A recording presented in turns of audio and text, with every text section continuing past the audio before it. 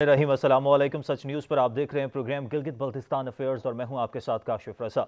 नाज़रीन, गिलगित बल्तिस्तान के अवाम, वहां के इंतज़ामिया, वहां के नुमाइंदे गिलगित बल्तिस्तान को आइनी और कानूनी हैसियत दिलाने के लिए एक दहाई से जंग लड़ रहे हैं। पिछले 70 सालों से ये जंग जारी है और वहां पर कोशिश ये की जा रही है कि गिलगित बल्तिस्तान को आइनी और कानूनी हैसियत मिल जाए। 17 जनवरी 2019 को सुप्रीम कोर्ट के फैसले के मुताबिक हुकूमत पाकिस्तान गिलगित बल्तिस्तान को हुकूक देने की पाबंद है जब तक इलाके की आइनी हैसियत इस्तिस्वाब राय से तय नहीं हो जाती।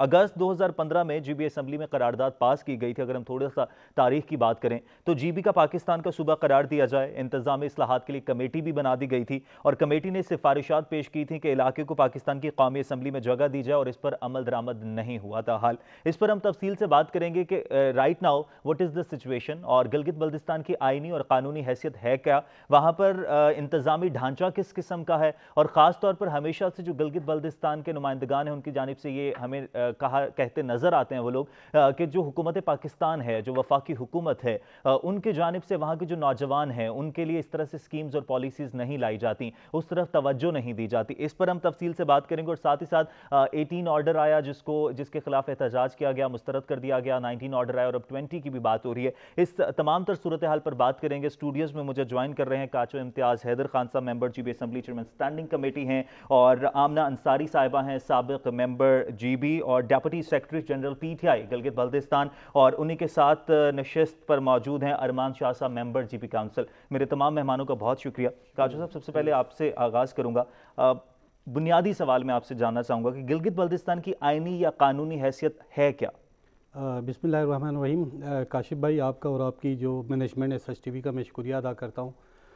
बेसिकली गिलगित बल्तिस्तान, जिस तरह आपने ज़िक्र किया, ये 1947 में गिलगित आज़ाद हुआ और 1948 में बल्तिस्तान आज़ाद हुआ। उस वक़्त वहाँ पे डोगरा राज, जो सिखों की हुकूमत होती थी, और उनको और इसकी जो तकसीम है, ये तकसीम हिंद का हिस्सा हम नहीं है।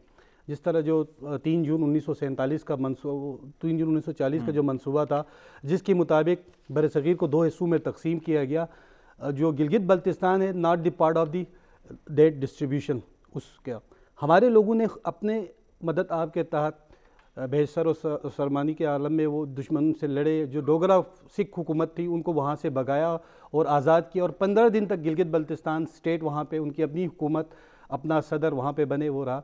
और 15 दिन के बाद हमारे लोगों को पता चला, उस वक्त कम्युनिकेशन का भी इशू था, आजकल के दौर की तरह नहीं था, तो उन्होंने कायदे-ए-आज़म को एक लेटर लिखा और गैर मशरूत कहा, जी हम पाकिस्तान का हिस्सा बनना चाह रहे हैं। तो इसमें हुआ ये कि 48 में इंडिया ने जब कश्मीर पे अटैक किया तो अक़वाम मुत्तहिदा में वो ख़ुद भी चले गए इंडिया, और पाकिस्तान भी उसके पीछे चले गए। तो मेरे ख़्याल में कायदे-ए-आज़म रहमतुल्लाह और उनकी जो टीम थी उस वक़्त, उन्होंने यही सोचा कि ये मसला अक़वाम मुत्तहिदा अगले 3 से 6 महीना या विदिन 1 ईयर हल करेंगे। तो इसको बेस बना के जीबी को उन्होंने कहा, जी हम इसको मसले कश्मीर के साथ जोड़ेंगे। मसले कश्मीर का हिस्सा नहीं है, लेकिन उसके साथ जोड़ा गया, क्योंकि हमारी जो ज़बान, सकाफ़त, रहन सहन, वहाँ के जोग्राफिकल रीजन, हम कहीं से भी कश्मीर के साथ टच नहीं होता। ये एक अलग, क्योंकि तासुर ये दिया जाता है कि अगर आइनी हैसियत दी जाती है तो उससे मसला कश्मीर पर असर पड़ेगा। नहीं, ऐसी तासुर बिल्कुल गलत है। मैं आपको बता दूं कि जब ये मसला हल नहीं हुआ तो ये होते होते 73 साल गुजर गए और लोगों के अंदर एक एहसास महरूमी हुई। और जिस तरह आपने अपने बयाने में कहा है कि 2015 में हमारी ही असम्बली, जो अपोजिशन, मैं अपोजिशन में हूँ, हमने ही वहाँ पर करारदाद पेश किया, और जिसको मुत्तफ़िका गवर्नमेंट अपोजिशन सब ने वहाँ पे बैक किया। हमारे 32 अरकान ने, 33वां बंदे नवाज़ खान नाजी का, उनका अपना एक स्टैंड था, लेकिन उन्होंने कहा जी अगर 32 मेंबर इसके हक़ में तो मेरा वोट भी इधर है, यानी पूरी असम्बली ने। उसके बाद आल पार्टी कॉन्फ्रेंस हुआ, वहाँ पे भी बैक हुआ। हमारा डिमांड वही था कि हमें मुकम्मल आइनी तशख़्ख़ुस दिया जाए। उसके बाद सरताज अजीज़ साहब के पास भी गए थे, उन्होंने रेकमेंड भी किया था कि till decision of Kashmir issue, इसको ये मामला तातुल का शिकार हो गया। उसके बाद भी उन्होंने रेकमेंड भी किया था। आमना साहब रेकमेंड किया था, उसके बाद हुकूमत बदल गई, तब नवाज शरीफ साहब थे वो ओहदे से हट गए, उसके बाद नई हुकूमत आ गई, लेकिन ये मामला तातुल का शिकार हो गया। जिस तरह से जो हमें पता है कि गिलगित में एक जगह है जो कि चाइना को दी गई है, और उसका ये डिसीजन दिया गया है कि जब तक कश्मीर का मसला हल नहीं होता तब तक ये उनके पास है। लेकिन इस हवाले से, आइनी हैसियत के हवाले से भी यही कहा गया, जो सरताज अजीज साहब ने तक भी रेकमेंड किया था कि जब तक कश्मीर का मसला नहीं हल होता तब तक इनको आइनी हैसियत दे दी जाए, लेकिन वो तातुल का शिकार हो गया क्योंकि गवर्नमेंट तब्दील हो गई। अभी भी तातुल का शिकार है? नहीं, देखें, शुक्रिया काशिफ साहब और सच टीवी का शुक्रिया कि हमेशा गिलगित बल्तिस्तान की आवाज़ बन के सच टीवी लोगों के यहाँ पर मदऊ करते हैं। मैं आप लोगों का शुक्रिया अदा करती हूँ। जहाँ तक सरताज अजीज़ का जो रिकमेंडेशंस थी, सिफारिशात थी, तो आप देखें कि नून की हुकूमत अब भी गिलगित बल्तिस्तान में है, अब भी सूबाई हुकूमत PML एन की है। अगर आप देखें सिफारिशात की जो बात हो रही है, उस वक़्त तो उनको पनामा से ही उनको फुर्सत नहीं मिली थी, जबकि यहाँ सूबाई वफाकी हुकूमत पाकिस्तान तहरीक इंसाफ की कब आई है ये आपको पता है। तो उस दौरान में ये सूबाई हुकूमत की ज़िम्मेदारी बनती थी जो रिकमेंडेशंस आई है उन पे अमल दरामद करवाना। तो ये मतलब एक गिलगित बल्तिस्तान की बदकिस्मती समझे, जब भी वफाक में हुकूमत तब्दील होती है और सूबाई हुकूमत वो मलबा वफाक पे डालती है, जबकि सूबाई हुकूमत इस वक्त जो मैं कह रही हूँ उनकी मतलब ये एक नाअहली मैं समझती हूँ कि जो अपने हुकूमत ने जो रिकमेंडेशन दी, सिफारिशात दी, उस पर अमल दरामद नहीं कर सके और इस वक्त वो मलबा वफाक में जो पाकिस्तान तहरीक इंसाफ की हुकूमत है उस पर डालना चाह रही है। ये टोटली मतलब गिलगित बल्तिस्तान में PMLN की हुकूमत नाकाम हो चुकी, क्योंकि वो अपने केस से वो फारिग नहीं हुए थे, उनको कोई फुर्सत ही नहीं मिली थी।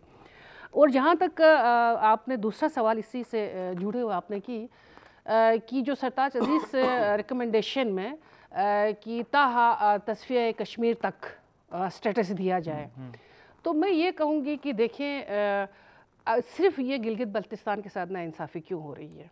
क्या AJK इस वक्त, क्या AJK में वो डेवलपमेंट काम नहीं हो रहे हैं? क्या कश्मीर कास्ट से AJK जुड़ा हुआ नहीं है? क्या AJK के अंदर अगर उनको सियासी हुकूक दी गई है, अगर वो सियासी आज़ादी हासिल कर चुके हैं, वो अपने मतलब हुकूक हासिल कर रहे हैं, या मतलब डेवलपमेंट सेक्टर आप देखें, एजुकेशन देखें, हेल्थ देखें, इंफ्रास्ट्रक्चर देखें, क्या उनमें जो भी मतलब उनकी डेवलपमेंट हुई, क्या उससे कश्मीर का अफेक्ट नहीं हो रहे हैं? तो क्या हम गिलगित बल्तिस्तान वाले हम भी वही हुकूक चाहते हैं जो AJK के लोगों को दी जा रही हैं? हमें सियासी हुकूक चाहिए, हमें तालीमी हुकूक चाहिए, हमें भी वो इंफ्रास्ट्रक्चर चाहिए जो इस वक्त AJK ले रहे हैं। तो गिलगित बल्तिस्तान के ऊपर जब आती है बात तो कश्मीर कास्ट को लिया जाता है। हम कभी भी नहीं चाहते हैं कि खारिजी पॉलिसी और कश्मीर कास्ट को गिलगित बल्तिस्तान की वजह से नुकसान हो। देखिए मैं कहती हूँ, क्या गिलगित बल्तिस्तान के लोग जिस तरह अभी आप देखें AJK में कितने रूट्स खुले हुए हैं, आपको पता है, उससे मतलब कश्मीर कास्ट को कोई नुकसान नहीं हो रहा है। गिलगित बल्तिस्तान के भी मुतासरीन हैं, मुनक़सिम ख़ानदान हैं, वो भी तिजारत करना चाहिए। दो ही हम रोड का मुतालबा कर रहे हैं, करगिल बॉर्डर रोड और लद्दाख खपलो ले रोड, क्या मतलब उससे ही क्या गिलगित बल्तिस्तान हमेशा ये बात कर दी जाती है कि अगर गिलगित बल्तिस्तान को रमान शाह साहब आईनी हैसियत दी जाएगी तो कश्मीर कॉज इफेक्ट होगा। ये नहीं कहा जाता कि क्या इफेक्ट होगा, अगर आईनी हैसियत दे दी जाती है तो क्या असर पड़ेगा? बिस्मिल्लाहिर्रहमानिर्रहीम। मैं सच TV का शुक्रिया अदा करता हूँ। वाक़या जो है ना, सच TV हर वक्त गिलगित बल्तिस्तान के बारे में, डेवलपमेंट के बारे में हर वक्त बात करती है। तो अभी काचू साहब ने बात किया, आईनी हुकूक पे आपने सवाल किया, अमीना अंसारी साहिबा ने भी बताई। तो ये जो है ना, हमारा अपना जो हम सियासी लोग हैं खुद ऐसे ही एक दूसरे के ऊपर डालते हैं। मैं कहता हूँ हम खुद जब तक गिलगित बल्तिस्तान में मुत्तफ़िक़ नहीं होंगे किसी बात पर, देखें मैं आपको बताऊँ कि पीपल्स पार्टी के दौर में शुरू में गिलगित बल्तिस्तान एक कानून साज असम्बली थी, उसके बाद जो है ना एक सूबाई असम्बली बन गई। आहिस्ता आहिस्ता 2009 में गवर्नेंस आर्डर 2009 के तहत पीपल्स पार्टी की गवर्नमेंट में इसको जो है ना एक ऊपर एक सेटअप दिया गया, जिसमें जनाब एक वज़ीर आला गिलगित बल्तिस्तान, अच्छा governor Gilgit Baltistan, GB council बनाई गई। मतलब GB कौंसिल और ये इसलिए बनाए गए, अब थोड़ा सा अपग्रेड के इख्तियारात दिए गए। उससे क्या फ़ायदा हुआ? उससे जिस तरह दूसरे सूबे अपने इख्तियारात खुद जो है इस्तेमाल करते हैं सूबों के, इसी तरह गिलगित बल्तिस्तान को भी दिया गया। उसको ऐड करते हुए पाकिस्तान मुस्लिम लीग नून की गवर्नमेंट में नवाज शरीफ ने ऐसे सिफारिशात बनाए, सरताज अजीज़ कमेटी की सिफारिशात को ऐसे सिफारिशात बनाए कि हमें मतलब आइनी तौर पर भी और कानूनी तौर पर भी और इंतज़ामी तौर पर हमें बाख्तियार बनाया गया उस सिफारिशात में। तो जब वो सिफारिशात लेके फ़ाइनल तौर पे, उस वक़्त बेचारा नवाज शरीफ साहब इक़्तिदार में नहीं थे, वो नाअहल हुए थे, जब उनके जगह में अपना वज़ीर-ए-आज़म खाकान अब्बासी साहब थे, ख़ुद गिलगित बल्तिस्तान तशरीफ़ लाए। असम्बली में जॉइंट सेशन हुई, जॉइंट सेशन में इम्तियाज़ काचो साहब भी बैठे हुए थे। उसने ये कहा कि जॉइंट सेशन में आप बता दें, मुत्तफ़िक़ा तौर पे आप एग्री होते हैं इस सिफारिशात पे जो सरताज अजीज़ कमेटी ने बनाई है। मैं कहता हूँ कि ऐसी सिफारिशात, ऐसा इंतज़ामी ढांचा कभी इसके बाद आपको कोई और गवर्नमेंट नहीं दे सकती है जो वफाक में। तो कहा, तो मैं कहता हूँ वहाँ पर भी अपोजिशन ने ऐसी सोच समझे बगैर जो है ना, जो है वो जो सिफारिशात थे वो फाड़ कर भाग गए। ये भी एक जो है ना हमारी आपस में होती है, देखते आपस नहीं में है। इत्तफाक पर बात होती है। मैं आपकी तरफ ही आ रहा हूँ काचू साहब। ऑपोजिशन पर कह दिया जाता है कि ऑपोजिशन मुत्तफिक नहीं है। अगर वो सिफारिशात होती तो अब गिलगित बल्तिस्तान का जो इंतजामी ढांचा है वो कहीं बेहतर होता, बाख्तियार होते। गिलगित बल्तिस्तान का इंतजामी ढांचा है किस किस्म का, उनका जवाब दीजिएगा पहले। इस पर इंतजामी ढांचा है किस किस्म? जी, मैं पहले कमेंट्स करूंगा अरमान शाह साहब के।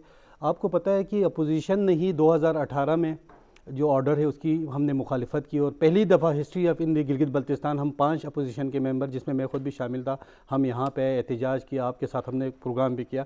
अरमान भाई ने ये जिक्र किया जी, शाहिद खाकान अब्बासी साहब जब आए, असम्बली ने अगस्त 2015 में करारदाद पास किया, जिसका आपको भी पता है। उस करारदाद को अपोजिशन ने टेबल किया, लेकिन हमें साथ दिया वज़ीर आला से लेकर सब ने।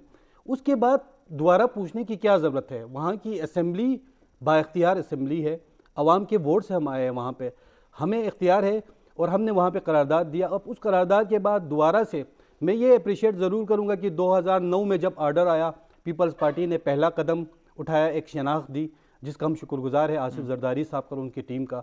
उसके बाद हमारी ख्वाहिश थी कि मुस्लिम लीग नून वाले उससे बेहतर करता, कोशिश उन्होंने ज़रूर की, लेकिन अपने जो सिफारिशात थे 2018 के सरताज अजीज़ पे, उस पर अमल दरामद वो न कर सके। कुछ भी बहाना हुआ, नवाज शरीफ साहब जेल चले गए या नायल हुए, लेकिन उनकी हुकूमत थी, शाहिद खान साहब कर सकते थे, लेकिन उन्होंने उसमें जो शाहिद उसके जो सिफारिशात थे उसको अमल दरामद नहीं किया। उन्होंने उससे हट की चीज़ें लाया, उस पर हमने मुखालिफत किया, एहतजाज किया। फिर 19 उन्होंने लाया जो कोर्ट में चैलेंज है, और 17 जनवरी 2019 के ऑर्डर के मुताबिक उसके अंदर कोई भी तब्दीली करने से पहले कोर्ट से इजाज़त लेना है। अब पीटीआई की हुकूमत 2020 लाए, इसके ऊपर अल्हम्दुलिल्लाह, पहले तो हम सिर्फ अपोजिशन थे, इस दफ़ा हुकूमत के मेम्बरान भी, आल दो वो हुकूमत के प्लेटफॉर्म से नहीं है, लेकिन इंडिविजुअल 4-5 मेंबरों ने भी हमारे साथ दिया। हमारे स्पीकर साहब हमारे साथ थे, डॉक्टर इकबाल साहब हमारे साथ थे, जो मिनिस्टर है, उन्होंने कहा जी गिलगित बल्तिस्तान की आइनी हुकूक पे हम इधर होंगे। आपने एक सवाल पूछा था जिसका जवाब रहता था, वो था जी आया इस इशू से कश्मीर पे क्या असर पड़ेगा? तो मैं आपको कहूँ, जिस तरह आपने जिक्र भी किया, ताशकुरगन को अयूब के दौर में जो ताशकुरगन का एरिया है ये जीबी का हिस्सा था, यानी पाकिस्तान का हिस्सा था, तो वो दिया गया चाइना को, और एग्रीमेंट हुआ। उस एग्रीमेंट में यही लिखा है जी decision of the Kashmir issue, जिस दिन कश्मीर के ऊपर राय शुमारी होगी वो अनडू होगा।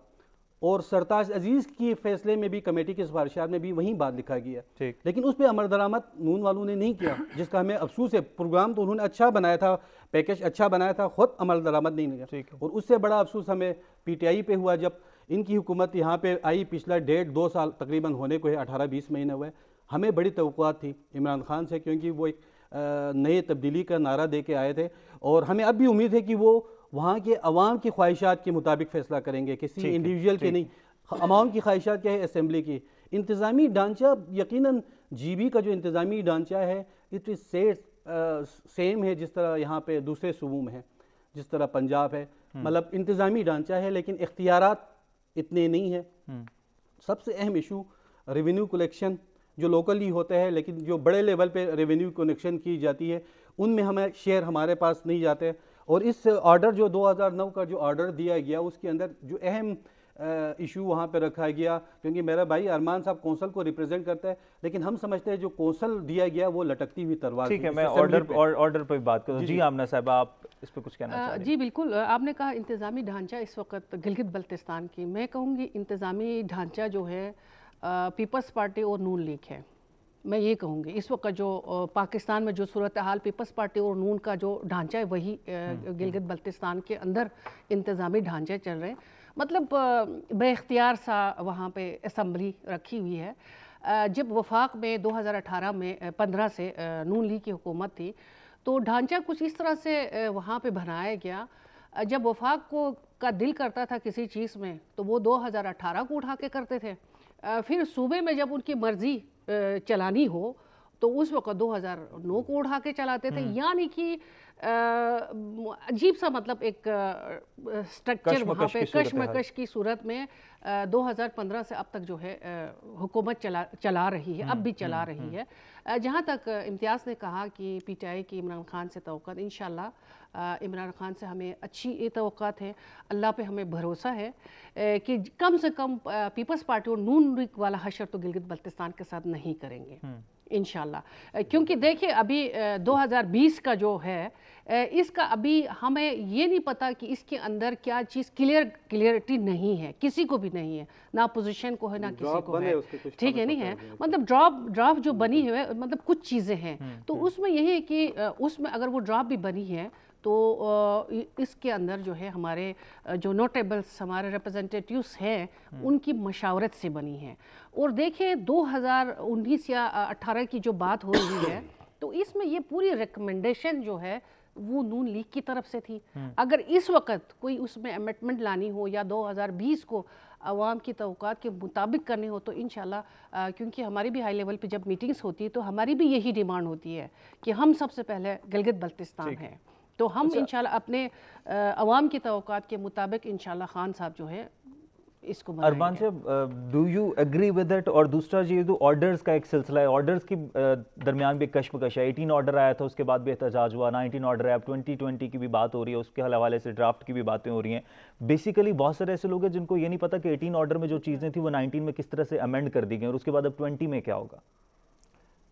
मैं ये कहना चाहता हूँ कि देखें 20 हो, अच्छा 19 हो, 18 हो, मतलब कोई भी फैसला तो होना चाहिए जल्दी, ठीक है ना। इसको लटका के रखने का कोई फ़ायदा नहीं है। मैंने कहा कि जब 2009 में हमें ये गवर्नेंस आर्डर 2009 के तहत जो इख्तियारात दिए गए वो पहले से बेहतर थे, ठीक है, तो हम कहते हैं उससे भी बेहतर इसमें एक जो है, मैंने आपको इजहार किया कि ये जो अपना सरताज अजीज़ कमेटी की जो सिफारिशात थे उसको अभी भी अपोजिशन भी मानती है, सब मानते हैं, इस पे अमल दरामद होना चाहिए कहकर। वहीं जो है ना same to same supreme court ने जो लिया है वहीं आर्डर पे अमल दरामद होना चाहिए। इसको लटक के नहीं रखना चाहिए, ना उधर का ना इधर का, क्या फ़ायदा है। मैंने कहा जब 2009 में ये जो गवर्नेंस आर्डर 2009 मिली थी उससे हमें वाज़ह तौर पर तब्दीली गिलगित बल्तिस्तान में नज़र आई है। क्यों आई है? देखो, जो सूबों के इख्तियारात थे, जिस तरह गवर्नर होता है सूबे का, अच्छा जनाब अपना वज़ीर आला होता है और जीबी कौंसुल है। जीबी कौंसुल इसलिए बनाया गया था कि जब तक वफाक में आपको मतलब सेनेट में कौमी असम्बली में नुमाइंदगी नहीं मिलती है तब तक आप जीबी कौंसुल का नाम दिया गया था। इख्तियारात में कहता हूँ अगर कौमी असम्बली में आप देखें, कौमी असम्बली में KPK वाले भी हैं, कोहिस्तान वाले भी हैं, उन्होंने क्या तरक्की की है। अगर हमें इख्तियारात जिस तरह दूसरे सूबों को मिलते हैं वहीं इख्तियारात same to same Gilgit Baltistan को मिलेगा तो मैं कहता हूँ कि हमारे लोग तरक्की चाहते हैं और हमारे लोग पाकिस्तान को बिल्कुल प्यार करते हैं पाकिस्तान के साथ, और हम चाहते हैं कि कश्मीर काज को कोई नुकसान नहीं पहुंचे और उसी नुकसान नहीं पहुंचाए बगैर गिलगित बल्तिस्तान को जो भी इख्तियारात है उस इनको लेट किए बगैर देर किए बगैर इस पे जल्दी अमल दरामद कराना चाहिए। मैं अमीना अंसारी साहब से ये गिला करूंगा क्योंकि ठीक है सरताज अजीज कमेटी जो बनी थी, नून ने बनाया था, उसके अच्छे सिफारिश थे, लेकर आया अपना खाकान अब्बासी साहब गवर्नर वजीर आजम थे, ठीक है, इन्होंने मुस्तरद किया ऐसी चीजों को। आज किसी ने मुस्तरद नहीं किया। अभी ये अमल दरामद क्यों नहीं कराते हैं? अमल दरामद क्यों नहीं होता, इस पर जवाब लेते हैं। मैं आपको ये भी बताऊं, देखो जब इख्तियारात मिलते हैं उससे लाजमी तब्दीली आती है। पहले इख्तियारात से पहले 3 अरब रुपए गिलगित बल्तिस्तान का बजट होता था। नवाज शरीफ साहब की मेहरबानी है कि 3 अरब से जनाब 18 अरब रुपए सालाना बजट दिया। 18 अरब के अलावा जो है ना 150 रुपए का तरक्याती जो PSDB के फंड है दे दिया। आज देखो सिकरदो रोड को आप देखें, अस्तोर रोड देखें, उसके बाद जब आप नलतर रोड देखें, गिलगित बल्तिस्तान में कितनी तरक्की हुई। यही फंड से इख्तियारात मिलने से होते हैं और उस पर अमल दरामद कराने से। हमें तो बड़ी तौक़ा थी वज़ीर आज़म जो है ना अपना इमरान खान साहब से गिलगित में आकर कोई अच्छा, ठीक है, इस पर अमल दरामद होने की जरूरत। मुझे ब्रेक लेनी है, ब्रेक के बाद यहीं पर मैं आपके जवाब ले लेता हूं। के बारे में कोई बात ही नहीं की। मैं ब्रेक लेता हूं, ब्रेक के बाद जवाब ले लेते हैं। वो आकर ब्रेक के बाद वापस आते हैं। जीबी के नौजवान इस हवाले से आईनी महरूमी का शिकार हैं और जो सिफारिशात हैं, जो इख्तियारात हैं, उसके हवाले से अमल दरामद होना बहुत ज़्यादा ज़रूरी है। इस पर बात करेंगे ब्रेक के बाद, हमारे साथ रहिएगा।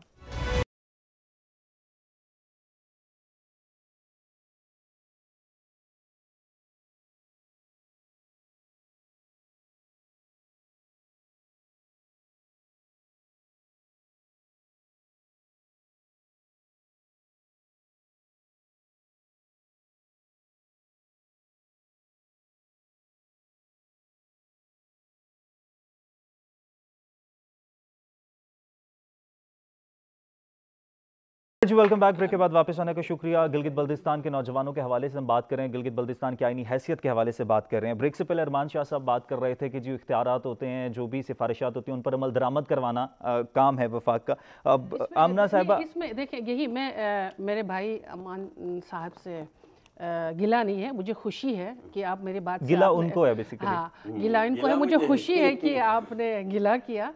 तो मैं ये कहूँ कि देखिए भाई, आप इस तरह है कि जब सिफारिशात भेजी थी तो उस वक्त हुकूमत किसकी थी? ठीक है ना जी। क्या आपको 5 साल नहीं मिला कि उस सिफारिशात पे अमल दरामद करवाते हैं? ठीक है ना। ये मेरा एक बहैसियत गिलगित बल्तिस्तान के शहरी मेरा सवाल है। मैं पीटीआई के प्लेटफॉर्म से नहीं कर रही हूँ, बल्तिस्तान गिलगित बल्तिस्तान के शहरी की हैसियत से मैं सवाल कर रही हूँ। वो जब देखे वो सुप्रीम कोर्ट तक क्यों पहुंची?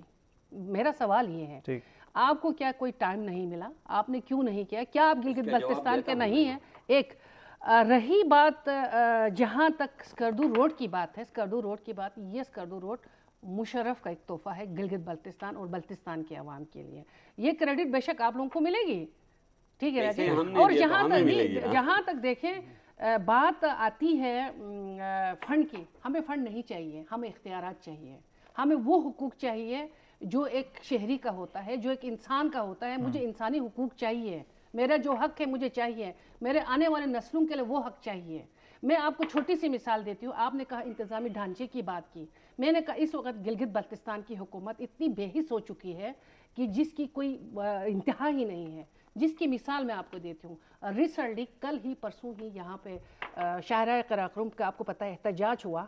वहाँ पे दिन दहाड़े लोग धमकियाँ दे रहे हैं गिलगित बल्तिस्तान के अवाम को कि वो इस रोड से कैसे गुजरेंगे। दिन दहाड़े वो धमकियाँ दे रहे हैं। गिलगित बल्तिस्तान की हुकूमत को एक्शन लेनी चाहिए थी, ठीक है जी।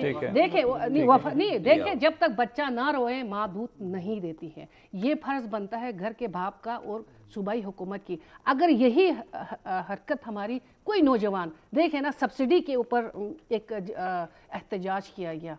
इस वक्त हमारे नौजवान, हमारे उलमा, ठीक है ना जी, इस वक्त उनके ऊपर एटीए लगा हुआ है, वो शेड्यूल 4 में है। तो देखे, मैं कहती हूँ इख्तियारात, क्योंकि इस वक्त चलो वफाक में पीटीआई की हुकूमत अभी आई है, ठीक है जी। वो तो अभी 18 महीने वो तो इस पर मैं शाह साहब से ले लेता हूं जवाब, लेकिन पहले मैं काजू साहब का पॉइंट ले लूं इस पर। जो इन्होंने किया, देखो ना कचरा जिन्होंने किया है, जिस तरह। ठीक है, आपने सब गॉट योर पॉइंट। मैं काजू साहब का पॉइंट बेसिकली मैं चाह रहा हूं कि आपका जो टॉपिक है हम उसी पे रहे। आपस में हम अगर इस तरह उलझेंगे तो मसले का कोई हल नहीं होगा। एक चीज़ का मैं अप्रिशिएट करूँगा, मुस्लिम लीग में आल दो मैं इसके खिलाफ हूँ, उनके अपोजिशन में बहुत, मैंने जितनी अपोजिशन की हमारे अपोजिशन के साथ मिलकर किसी ने नहीं किया। जो डेवलपमेंट का काम हुआ है, एक्सलेंट काम हुआ है। 6-7 अरब से 14-15 अरब पे ले गया, बहुत अच्छा किया है। अब हम तवक्को करते हैं इमरान खान साहब उसको 15 से लेकर 20-25 पे ले जाए। डेवलपमेंट की बात है। आपने एक क्वेश्चन किया था कि कश्मीर इशू पे किस तरह असर होगा। मुझे ये समझ में नहीं आ रहा है कि हालिया इंडिया ने अपना जो 35A और 270 का जो ऑर्डर किया और उसने जो मकबूजा हैसियत थी लद्दाख, करगिल और जम्मू की, उसको ख़त्म करके उसने अपने आइन का हिस्सा बनाया। तो अब हम किस कश्मीर की बात कर रहे हैं? उन्होंने तो एक अपना फैसला दे दिया। अब तो वो कह रहा है जी गिलगित बल्तिस्तान और AJK पे हम रायशुमारी करेंगे, वो तो हमारा आइन ही वो हो गया। अब वो सिलसिला ख़त्म हो चुका है। आल दो हम कश्मीरी भाइयों के उसमें है कि उनकी जद्दोजहद की हम हिमायत करेंगे अखलाकी तौर पर, लेकिन हम कभी भी नहीं चाहेंगे कि हम उनके साथ साहब उसको माना नहीं गया। वो भारत का अंदरूनी तौर पर अपना फैसला, तो सर वो तो फैसला किया, हम भी कहते हैं कि पाकिस्तान की हुकूमत भी करे। हमारे लोगों की कुर्बानी है अल्हम्दुलिल्लाह, पाक फौज के साथ वहाँ का बच्चा तैयार है, कट मंडे को तैयार है। हर जंग में वहाँ के लोगों ने बहादुरी का मुजाहरा किया है। 2 तो निशान हैदर लिया है, 99 में करगिल मार्के में 2 निशाने हैदर जीबी के यूनिट ने लिया, वहाँ की जो एनलाई है उसी बेस पे उसको रिजमेंट किया। लोग अब भी मोहब्बत करते हैं, हुकूमत पाक फौज से मोहब्बत करते हैं, यहाँ के इदारों से करते हैं। लेकिन मुझे एक जो तशवीश हो रही है, ऐसे मेंबर असेंबली हमारी जिम्मेदारी है हम ये पैगाम रियासत में जो हुक्मरान है और उन इदारों तक पहुँचाए कि वहाँ के हालात ख़राब हो रहे हैं और दुश्मन मुल्क पीछे पड़े हुए हैं। अमेरिका, इंडिया वहाँ से सीपेक गुजर रहा है, उसको वो खतरे में लाने की कोशिश करेंगे। तो आप ऐसे हालात क्यों पैदा कर रहे हैं? यहाँ पे जो हुक्मरान जो भी बैठा हुआ है, पहले नून था, पीटीआई है, तो आपने जो भी फैसला करना है, जो भी देना है दे दे, खुदा के लिए वहाँ की असेंबली की जो डिमांड है उसके मुताबिक आप दे दें। I would disagree with that point कि अगर मकबूजा कश्मीर की हैसियत उन्होंने खत्म कर दिया तो हम ये पॉइंट उठाना छोड़ दें कि मैं ये कह रहा हूँ कि नहीं, इसमें एक चीज़ आपको मैं माजरत के साथ 2 मिनट आप मुझे और दे दें। मैं ये कह रहा हूँ कि हम उस बेस पे ना करें, लेकिन आप एटलीस्ट यहाँ हमारा भी एक हक है, 72-73 सालों से हम हुकूक मांग रहे हैं। आप देखिए हमने कभी रियासत से अलग कोई रियासत बनाने की बात नहीं की है। हमारी अब भी तहरीक एक यूनिक तहरीक है, दुनिया में आपको कहीं नहीं मिलेगा। आप दुनिया की हिस्ट्री को ले ले, लोगों ने रियासत से अलग मुल्क बनने के लिए, स्टेट बनाने की तहरीक चलाई है। हमारी तहरीक है हम रियासत के साथ शामिल होने के लिए। 73 साल के बाद भी हमें उम्मीद है कि हमारा जो आखिरी रिजॉर्ट है पाक फौज और जो इदारे हैं वो हमें वहाँ के लोगों की ख्वाहिशात के मुताबिक हुकूक देंगे, और जब हुकूक मिलेंगे तो इख्तियारात भी मिलेंगे, इंतजामी ढांचा भी ठीक होगा, बजट भी आएगा, हम टैक्स रेवेन्यू भी कलेक्ट करेंगे और ये तमाम चीज़ें आगे आ जाएंगे। ये तब तक नहीं होगा जब तक हुकूक नहीं देते। शाह साहब, 70 साल की महरूमियाँ हैं, किसके पास इसका हल है? सूबाई हुकूमत के पास, वफाक के पास, बहुत सारी चीज़ों पर इत्तफाक नहीं होता। जी, ये बिल्कुल आपकी बात से मैं एग्री करता हूँ। 70 सालों से गिलगित बल्तिस्तान वाले अपने आईनी हुकूक के लिए जंग लड़ रहे हैं और हमें उम्मीद है इंशाअल्लाह एक वक्त आएगा, अभी इंशाअल्लाह हम उम्मीद रखते हैं कि इंशाअल्लाह पाकिस्तान के साथ हमारी प्यार मोहब्बत है, हम पाकिस्तानी हैं और हम सबसे अच्छे पाकिस्तानी हैं। हमारी कुर्बानियाँ काचू साहब ने कहा कि गिलगित बल्तिस्तान वाले सबसे आगे होते हैं और हम उम्मीद भी रखते हैं पाकिस्तान के वफाक से भी और पाक फ़ौज से भी, जो भी हमारे रियासती इदारे हैं उनसे उम्मीद रखते हैं कि गिलगित बल्तिस्तान के जो भी जायज़ डिमांड हैं वो इंशाअल्लाह हमें दे देंगे। लेकिन साथ साथ मैं ये भी कहूँगा कि अपना हमें भी इत्तेहाद और इत्तेफाक के साथ बैठ के मतलब ये पार्टियां गिलगित में जो है ना, कभी नून देखो पीपल्स पार्टी ने जो कुछ दिया हमने एक्सेप्ट किया, ठीक है, उसके बाद जो है ना अपना नून ने जो लेकर आया था उसको भी एक्सेप्ट करना चाहिए था वक्त के साथ। अभी जो है ना अभी भी हम ये कह रहे हैं कि अभी भी जो ड्राफ्ट बन गया है, जो भी हमें इख्तियारात मिलने हैं उनको लेट किए बगैर जल्द से जल्द इस पे अमल दरामद किया जाए। तो साथ साथ जो है ना ये है कि हम ये नहीं कहते हैं कि कश्मीर काज को नुकसान करके हमें उसको नुकसान किए बगैर हमें जो भी हमें आईनी तौर पे हमारी जो 70 साल की कुर्बानियाँ हैं वो देखते हुए हमें इससे नवाजा। ठीक है, अब थोड़ा सा बात करते हैं वहाँ पर पॉलिसीज़ के हवाले से, नौजवानों के हवाले से। नौजवानों के हवाले से भी कहा जाता है कि आईनी महरूमी का शिकार हैं। वफाकी हुकूमत मुख्तलिफ सूबों में पूरे मुल्क में पॉलिसीज़ मुतारिफ़ करवा रही है, ख़ास तौर पर नौजवानों के लिए। ग़ालिबन गिलगित बल्तिस्तान में लोन स्कीम भी मुतारिफ़ करवाई गई थी। वफाकी हुकूमत की जानिब से आमना साहिबा कौन कौन सी स्कीमें जो ख़ास तौर पर नौजवानों के लिए वहाँ पर मुतारिफ़ करवाई गई हों ताकि नौजवान वहाँ पर ज़्यादा फ्लरिश कर सकें? देखिए, इस वक्त प्राइम मिनिस्टर का जो पैकेज है नौजवानों के लिए बहुत अच्छा, और नौजवानों के लिए, क्योंकि जो रोज़ बरोज़ बढ़ती हुई बेरोज़गारी सिर्फ गिलगित बल्तिस्तान नहीं बल्कि पूरे पाकिस्तान में है, जो एहसास प्रोग्राम जो प्राइम मिनिस्टर ने शुरू किया है, इससे आप अंदाज़ा लगाएं कि गिलगित बल्तिस्तान के नौजवान इंशाल्लाह इससे मुस्तफ़ीद होंगे। मैं कहूँगी कि इस वक्त गिलगित बल्तिस्तान में अगर टूरिज़म को ही उठाकर देखा जाए, अगर नौजवानों को उस के अंदर अगर ट्रेनिंग्स इंशाल्लाह देंगे, नौजवानों के लिए लोन स्कीम वहाँ पे होगा, तो आप ये देखें कि टूरिज़म सेक्टर में नौजवानों के लिए बहुत अपॉर्चुनिटीज़ वहाँ पे मिलेंगे। तो मैं ये कहूँगी कि जो एहसास प्रोग्राम प्राइम मिनिस्टर ने शुरू किया है, पाकिस्तान के दीगर सूबों की तरह गिलगित बल्तिस्तान में भी इसकी लॉन्चिंग हुई है, तो इससे नौजवानों के लिए एक अच्छा अपॉर्चुनिटी मिलेगा और इससे जो है ना बेरोज़गारी में कमी आ जाएगी। ठीक है काचू साहब, अभी हम बात कर रहे हैं वहाँ पर नौजवानों की फलाह के हवाले से। नौजवानों के हवाले से भी कहा जाता है कि आईनी महरूमी का शिकार थे। सूबाई हुकूमतों ने नौजवानों के लिए कौन कौन सी पॉलिसीज़ मुतारिफ? सर अनफॉर्चुनेटली मेरे ख्याल में अब भी कोई ख़ास प्रोजेक्ट नहीं चल रहा है। जिनका इन्होंने गिना वो मतलब सरसरी से एक उनका स्कीम है जिसको वो आगे लेके आ रहा है। वहाँ पे 4 पोटेंशियल है हमारे जीबी की। ठीक। एक टूरिज़्म है फर्स्ट फंड, दूसरा वहाँ की वाटर रिसोर्सेज है, तीसरा वहाँ की जंगलात है और चौथा मादनियात है। अगर इन 4 चीज़ों को फोकस किया जाए, पर्टिकुलरली टूरिज़्म को प्रायोरिटी नंबर 1 दे दे और उसमें नौजवानों को और वहाँ के पब्लिक को, तो आपको जॉब अपॉर्चुनिटी गवर्नमेंट की तरफ से देने की ज़रूरत नहीं। उसके अंदर इतनी जॉब है कि वो खुद बहुत जीबी की जो जितने भी एक्सपेंसेस है, जो 65-70 अरब रुपया हमारा अभी बजट होता है डेवलपमेंट और नॉन डेवलपमेंट, उसको कवर करके भी हम पाकिस्तान को कंट्रीब्यूट करेंगे। वाटर रिसोर्सेज वहाँ पे इतने हैं कि दरिया के ऊपर 40 से 60 हज़ार मेगावाट बिजली वापडा ने सर्वे किया हुआ, जो सर्वे हुआ है, पैदा कर सकती है सबसे सस्ती, लेकिन लॉन्ग टर्म होता है। लेकिन पिछले मुशर्रफ दौर, बल्कि उससे पहले बेनज़ीर दौर से ये चल रहा है। दियामर बादशाह डैम, उस पर अभी तक इंफ्रास्ट्रक्चर डेवलपमेंट में काम स्टार्ट नहीं हुआ है। 2 स्कीमें हैं, दियामर बादशाह डैम, रोंदू बोंजी डैम, इन दोनों को मिलाया तो 12-13 हज़ार मेगावाट बिजली होंगे। नेशनल ग्रिड से मुंसलिक किया जा रहा है, ये एक अच्छा काम हुआ है। जो 25 अरब का काम है उसमें पहले फर्स्ट फेज़ में 5 अरब पे पहले रीजनल ग्रिड होगा, फिर नेशनल ग्रिड होगा। इसी तरह मादनियात और जंगलात से भी फ़ायदा उठा सकता है। नौजवानों के लिए वहाँ पे कोई पॉलिसी, किसी भी डिपार्टमेंट के लिए कोई पॉलिसी नहीं है, महकमे के लिए वहाँ पे। हमें यही अफसोस, हमने बड़ी कोशिश की असेंबली के अंदर, लेकिन वो जो हुकूमत में होते हैं वो इतने मस्त होते हैं कि उनको ख्याल ही नहीं है। हमने कहा जी नौजवानों के लिए एक पॉलिसी होनी चाहिए, यूथ पॉलिसी। उस पॉलिसी में आप बता दें कि किस किस किस्म की चीज़ें आप वहाँ पे अपॉर्चुनिटीज़ से कौन से अपॉर्चुनिटीज़ देंगे नौजवानों को, किस तरह से लोन देंगे। अभी जो लोन दिया जाता है अखवत के ज़रिए या इसके ज़रिए, आप उसका ज़रा फैक्ट शीट आप निकालें ना, लोन ऐसे लोग ले रहे हैं जो ऑलरेडी नौकरी कर रहे हैं, जो असर रसूख रखता है, और वो लोन लेने के बाद लोग शादी कर रहे हैं, गाड़ी ले रहे हैं, ज़मीनें ले रहे हैं। तो लोन तो इसलिए तो नहीं दिया जा रहा है।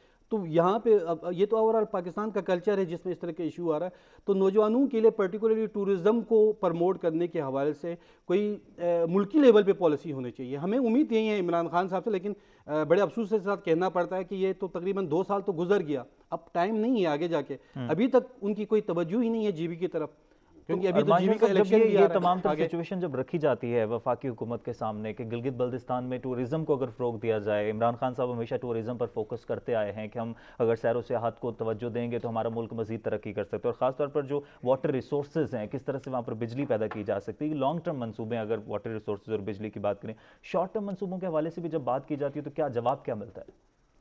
तो मैं कहता हूँ कि अपना आमिना अंसारी साहिबा नाराज़ भी होंगी, लेकिन मैं एक बात बताऊँगा कि इमरान खान साहब जो हैं ना, ज़बानी बातें करते हैं हवा में, लेकिन अमली कोई काम नहीं कर रहे हैं। मुझे बड़ा अफसोस से कहना पड़ता है कि बेशक जो भी हो, देखो हम कहते हैं पाकिस्तान की बेहतरी हो, साथ फिर गिलगित बल्तिस्तान की बेहतरी हो। आज तक जो है ना इमरान खान साहब ने एक बात गिलगित बल्तिस्तान के बारे में, तरक्याती काम के बारे में कुछ बात भी नहीं की। हमें बड़ा अफसोस है। बाकी मैं ये बताऊं कि जो भी हुक्मरान, मैं नवाज शरीफ साहब को इसलिए सलाम पेश करता हूं कि इन्होंने जब इक़्तिदार संभाला, हमारी हुकूमत आ गई गिलगित बल्तिस्तान में 3 अरब रुपए जो तरक्याती फ़ंड होते हैं उससे 15 अरब कर दिया। उससे जो 70 सालों में जो काम नहीं हुआ था, ये 5 सालों में हमने जो भी उस फंड से हो सकता था कर लिया। लेकिन अभी उससे भी कुछ नहीं होता है। कम अज़ कम गिलगित बल्तिस्तान के लिए देखें, वहाँ से पानी गुजर के यहाँ आता है और वहाँ पर बिजली के लिए लोग रो रहे हैं। हुंजा आप देखें, हुंजा पूरे पाकिस्तान में, पूरे दुनिया में टूरिज़्म के लिहाज से नंबर 1 है, बल्कि पूरा गिलगित बल्तिस्तान पूरे दुनिया में माना जाता है खूबसूरती के लिहाज से, और सियाहती मकामात ऐसे हैं। लेकिन बदकिस्मती है कि जो टूरिज़्म यहाँ से जाती है उनको रात को लाइट नहीं मिलता है। उसमें ये लॉन्ग टर्म कोई मंसूबा हुई नहीं है। अभी जो सूबाई गवर्नमेंट है उसने छोटे छोटे प्रोजेक्ट्स लगाए हैं तवानी के उसमें, लेकिन वो गुजारा नहीं होता। बदकिस्मती से मैं ये कहूँगा कि नवाज शरीफ ने 30 मेगावाट का अताबाद झील पे 30 मेगावाट जो है पावर के लिए फंड्स अपने दौर में उसने मुंतकिल किए थे। अभी पीटीआई की जब गवर्नमेंट आएगी उन्होंने उसको पीएचडीपी फंड से उसको डिलीट किया। ये शर्म की बात है। कोई भी किसी भी गवर्नमेंट आती है, देखना बहुत बड़ा, जब तक कोई तवन्नाई, सबसे पहले हमारे लिए बिजली की ज़रूरत है। जब तक बिजली नहीं होगी ना टूरिज़्म चलेगा, ना मादनियात के कोई वहाँ पे फैक्ट्रीज लगेंगे। सबसे बड़ी जो हमारी इंडस्ट्री है वो है टूरिज़्म। टूरिज़्म को बेहतर करने के लिए सबसे पहले रोड्स की ज़रूरत है, उसके बाद जो है ना तवन्नाई की ज़रूरत है, उसके बाद अमन अमान की ज़रूरत है। तो मैं कहता हूँ कि अमन अमान शुक्र अल्हम्दुलिल्लाह गिलगित बल्तिस्तान में है। हमें अहम चीज़ जो है वो है लाइट की, वहाँ पे बहुत मुश्किल है। आमना साहब, इंफ्रास्ट्रक्चर को बेहतर करने के लिए कुछ मंसूबा चल रहे हैं, इस पर प्लानिंग चल रही है, कोई शॉर्ट टर्म मंसूबे, क्योंकि बिजली के हवाले से जो शिकायत है उसके हवाले से लॉन्ग टर्म मंसूबे तो हैं, लेकिन शिकायत ये है कि लॉन्ग टर्म प्लानिंग भी कोई नहीं की जा रही कि एटलीस्ट कोई प्लानिंग हो कि ये हो कि लॉन्ग टर्म मंसूबा मुकम्मल हो जाएगा। शॉर्ट टर्म कोई मंसूबे या इंफ्रास्ट्रक्चर को बेहतर करने के लिए कोई प्लानिंग चल रही है? जी जी, सबसे पहले मेहमान भाई जो है ना नाराज़ है ना इमरान खान साहब से, तो मैं ये कहूँगी कि आपने 92 वर्ल्ड कप तो देखा होगा, ठीक है ना, उसमें आपको सारा जवाब मिलेगा इमरान खान के बारे में। वो एक चांस देता है, 2 चांस देता है, उसके बाद चांस नहीं देता है।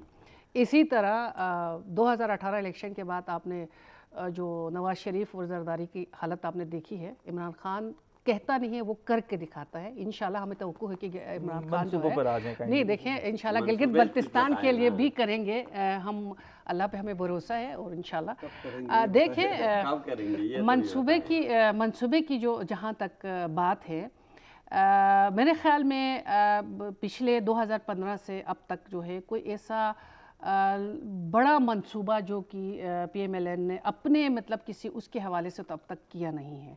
जो भी प्रोजेक्ट्स चल रहे हैं ये पुराने जो है पीपल्स पार्टी के दौर से जो मैं इस पर मैं नहीं चाह रहा कि हम लोग पुरानी बातें करें, PMLN ने क्या किया, पीपल्स पार्टी ने, अभी PTI क्या कर रही है। नहीं देखिए, इस वक्त क्योंकि हमारा अभी मंशूर हमारा बन रहा है, क्योंकि अभी आपको पता है कि वहाँ पे सूबाई हुकूमत PMLN की है, जो प्रोजेक्ट्स वो वहाँ से भेजते हैं ADP के थ्रू वो अप्रूव हुआ जाता है, क्योंकि इस वक्त PTI खुद से तो कोई वहाँ पे प्रोजेक्ट्स तो कर नहीं सकते। देखें टूरिज़्म के ऊपर 3 अरब रुपए जो है वफाकी हुकूमत दे दी। अभी गिज़र में एयरपोर्ट की बात की है, मतलब जो जिससे मतलब हमारे इलाके के लिए फ़ायदा हो, ठीक है जी। इसी तरह मतलब जो छोटे मंसूबे हैं उनके लिए जो भी सूबाई हुकूमत की तरफ से जो रिकमेंडेशंस आ रही है वो वफाक कर रही है, तो ये मतलब ठीक है। अनफॉर्चुनेटली मुझे जो मैं पूछना चाह रहा था उसका जवाब तो फिर भी नहीं मिला। इसका जवाब तो इनसे ही लेना था, क्योंकि PTI में मैं तो आज़ाद मेंबर हूँ।